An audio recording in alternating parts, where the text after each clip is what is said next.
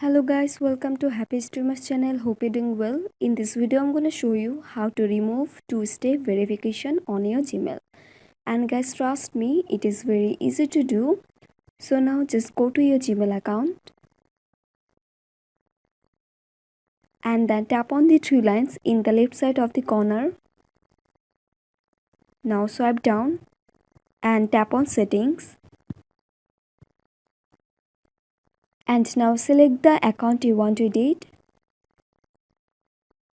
And then tap on the first option, manage your Google account.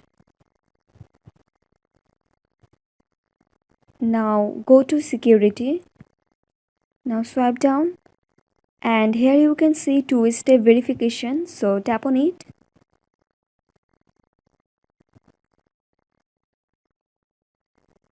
And guys, as you can see, there have option turn off, so you have to tap on it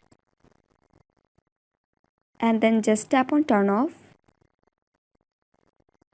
So guys, it's processing and now you can see the verification was turned off.